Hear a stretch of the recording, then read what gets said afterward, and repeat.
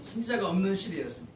그러니 모든 백성들이 그의 죽음 앞에 두려워 떨며 낙심할 수밖에 없는 상황이었고, 이스라엘의 등불이 꺼졌다. 이스라엘의 등불이 꺼지고 이제는 희망이 없다라고 생각을 하는 그런 상황이었다는 것입니다. 그런데 본문의 이 사건을 통해서 하나님은 아직도 낙심하고 있고 두려워하고 있는 이스라엘 백성들에게 이렇게 말씀하시는 것입니다. 이스라엘아, 소망은 처음부터 엘리사에게 있었던 것이 아니라 나에게 있었던 것이다. 너희가 엘리사를 바라보고 엘리사를 의지했느냐? 엘리사는 죽었다. 뼈밖에 안 남고 다 썩어서 아무것도 아닌데 지금도 나는 살아있어서 지금도 사람을 살리는 분은 바로 나다. 그 말씀을 하시는 것입니다. 여러분, 모든 기적은 하나님의 것입니다. 모든 기적을 통하여 하나님을 바라보고 모든 기적을 통하여 하나님께 영광을 돌리고 모든 은혜의 모든 영광은 하나님께로 돌려져야 한다는 것입니다. 이스라엘 백성들이 지금까지 기적을 행하는 엘리사 선지자만 바라보았습니다. 야, 엘리사 선지자 때문에 우리가 살아남았다. 그런 생각만 하고 있었다는 것입니다. 엘리사가 죽고 나서 우리는 끝났다라고 생각했을 그때에 하나님께서 아니다. 나는 지금도 살아있고 너희와 함께하는 하나님이시다. 이렇게 표현하신 것입니다. 여러분, 그 성경에 나와 있는 모든 기적들의 목적이 있습니다. 그 모든 기적, 예수님이 행하신 모든 기적의 목적이 뭡니까? 예수님이 뭐 자랑하고 싶어서 나는 이런 기적도 행할 줄 안다. 그래서 예수님이 귀신을 내어쫓고 병자를 살리고 죽은 자를 살리고 눈물 자를 눈을 뜨게 하는 이런 모든 기적들이 예수님께서 자랑하고 싶어서 그런 일을 행하셨습니까? 그렇지 않습니다. 그런 기적을 행하신 이유는요, 그것을 통하여 하나님을 바라보게 하기 위해서, 그것을 통하여 믿음을 심어주고, 그것을 통하여 주님을 영접하고, 그것을 통하여 하나님과의 관계를 이어주기 위함이었습니다. 여러분, 그런데요, 사람들이요, 자꾸 오해를 해요. 여러분, 얘기 한번 쳐다보세요. 제가 목사님이 손가락을, 저기 십자가를 바라보십시오 하고 손을 내밀었어요. 그럼 저는 여러분들이 다 어디를 봐야 돼요, 지금? 십자가를 바라봐야지. 근데 전부 다 내 손만 쳐다보고 있어요. 십자가를 보세요! 이렇게 말하는데 전부 다 여기만 쳐다보는 거예요. 저를 안 쳐다보고. 이거와 똑같습니다.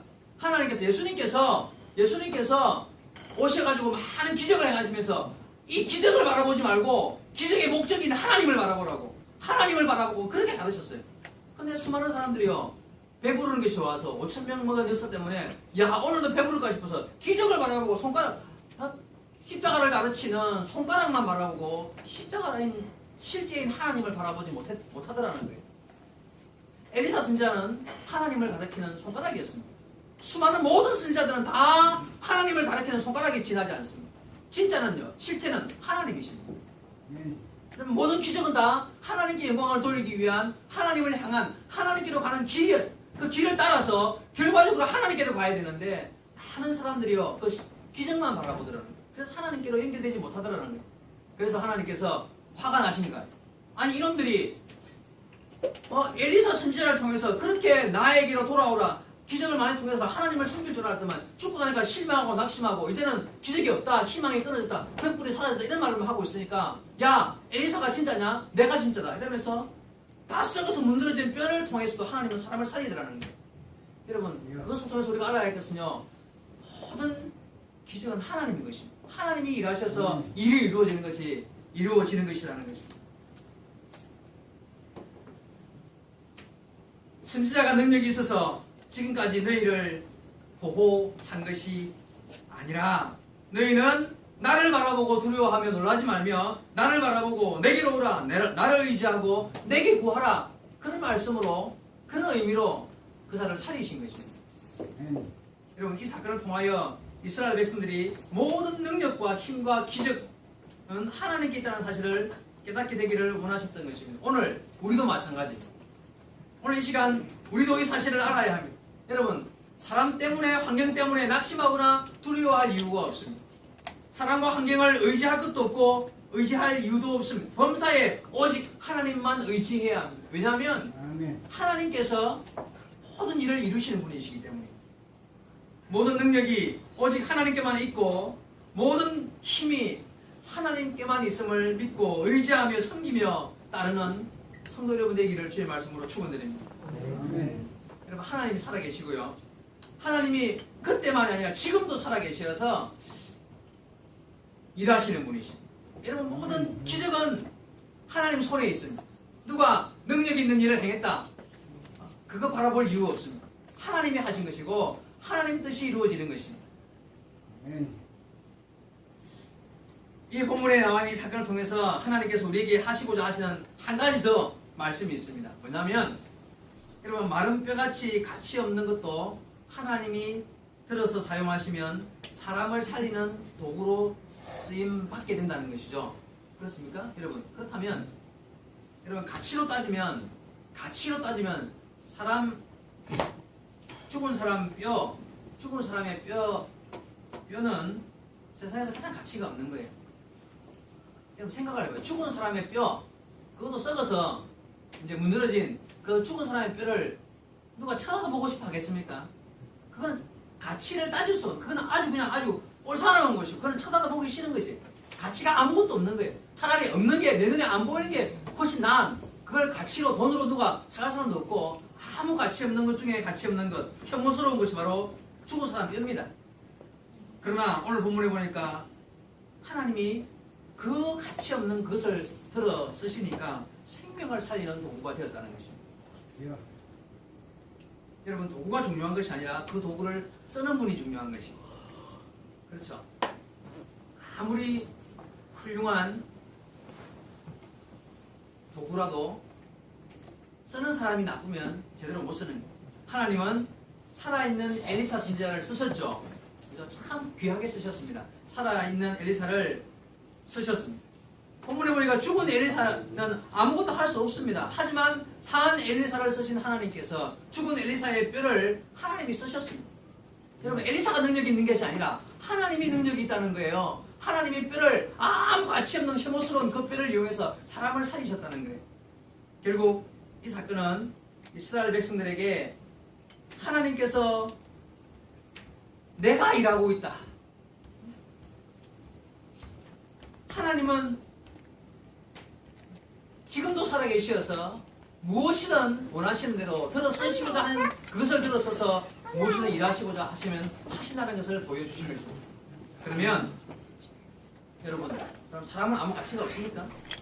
사람은 필요도 없습니까? 사람은 하나님이 다 알아서 하시니까 일하시니까 우리는 뭐 의미가 없는 것입니까? 그렇지 않습니다. 사람은 어떻습니까? 하나님의 형상을 따라 지음받은 정말 천하보다 귀한 생명을 하나님이 우리에게 주셨고 사람은 천하보다 귀한 것입니다. 이 하나님은 사람을 사용하여 일하시는 분이십니다. 그러면요 우리가 아무리 나약하고 부족하더라도 시체 뼈다귀보다 못합니까 우리가? 그렇지 않죠. 그리고 우리가 아무리 좀 부족함이 많다 하더라도 하나님 보시기에 우리 한 사람 한 사람은 하나님의 형상을 닮은 하나님께서 귀하게 보시는 천하보다 귀한 한 생명들이란 말이죠. 그러면 하나님이 들어서 뼈다귀도 들어서 사람을 살리는 큰 일을 하시는데 만약에 하나님이 우리를 들어서 쓰시면 얼마나 더 큰 일을 하실까요? 여러분 오늘 이 말씀 속에서 우리는 이 생각을 할 줄 알아야 돼요. 하나님이 다 썩어서 가치 없는 아무 쓸모없는 아무도 쳐다보기도 싫어하는 뼈다귀를 들어서 사람을 살리셨는데 여기 앉아있는 저와 여러분 이쪽에서 한 사람만이라도 주님이 들어서 딱 쓰시면 천하 만물을 다 살리실 수 있지 않겠습니까? 여러분을 들어 쓰시면 세상에 못할 일이 아무것도 없다는 거예요.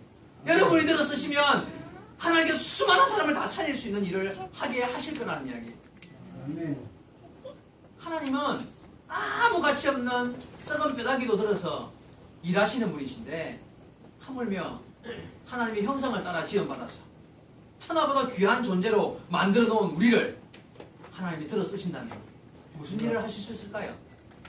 우주를 바꾸실 수 있지 않겠습니까? 우리를 들어 쓰시면 우리를 사용해서 일을 하시겠다고 마음먹으시면 우리를 사용해서 무슨 일을 못 하시겠습니까?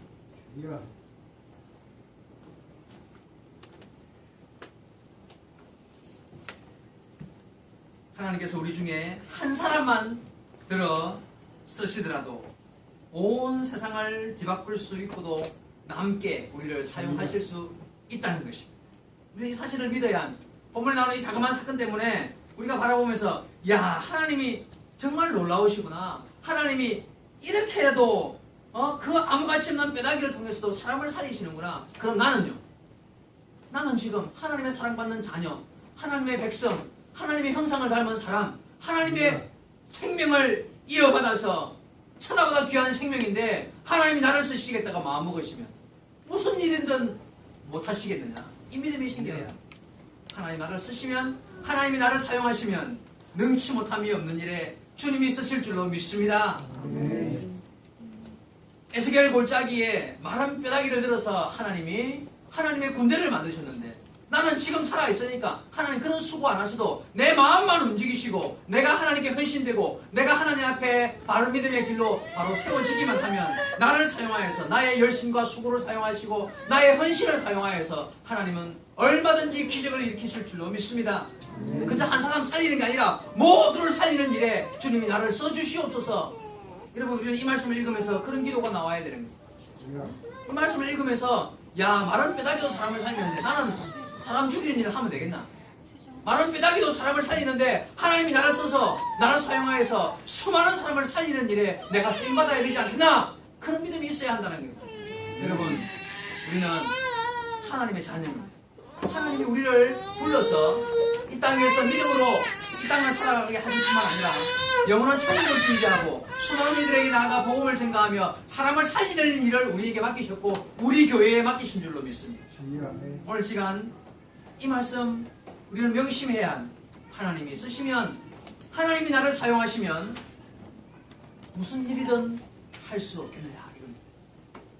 하나님이 마른 뼈다귀도 쓰시는데 하나님이 나를 쓰신다면 무슨 일이든 이루지 못하겠느냐.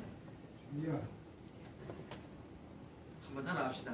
그래도 나는 마른 뼈보다 낫다. 여러분 믿습니까? 아멘. 여기 마른 뼈보다 못한 사람이 누가 있어요? 아무도 없습니다. 나는 마른 뼈보다 낫습니다. 그래서 하나님이 나를 쓰시면 죽은 사람 한 사람 살리는 건 문제가 아닙니다. 여러분, 하나님이 나를 쓰시면 산 사람을 수없이 부흥케 하고 산 사람을 더 잘 살리게 하시는 분이 하나님이십니다. 하나님이 마른 뼈로도 사람을 살리는데 왜 나를 들어서 무슨 일을 못 하시겠냐는 거죠. 나는 늙어서 뭐 할 일도 없고 나는 늙어서 뭐 아무것도 못. 나는 늙어서 그런 말, 나는 힘이 없고 약하고 배운 거 없고 그런 말 하면 안 돼요. 하나님이 쓰시고자 하시면요, 죽어서 문드러서 뼈만 남은 것도 들어서 하나님이 일하시는데 그런 말씀 하시면 안 된다는 거예요. 그런 생각하면 그게 믿음이 없는 거예요. 주여 믿습니다. 나는 마른 뼈보다 낫습니다. 그래도 나는 마른 뼈도 나으니까 나를 들어서 주님 써주시옵소서. 나를 통하여서 교회를 살리고 나를 통하여서 이 세계를 살리고 나를 통하여 하나님이 하시고자 하시는 일을 이루어 주실 줄로 믿습니다. 그 믿음으로 사는 거예요. 그러면 주님이 우리를 들어서 큰 일을 하실 것입니다. 저와 여러분을 들어서 하나님께서 이루고자 하시는 놀라운 일들을 이루어 주실 줄로 믿습니다.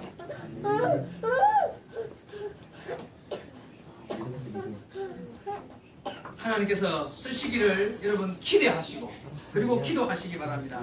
하나님의 손이 나를 다스려 주실 것을 기도하셔야 합니다. 하나님이 우리를 사용하시어서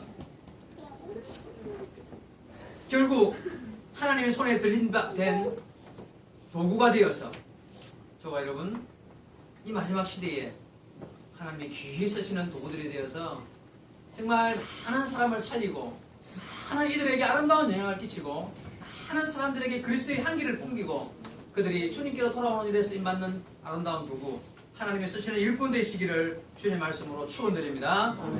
기도하십시다.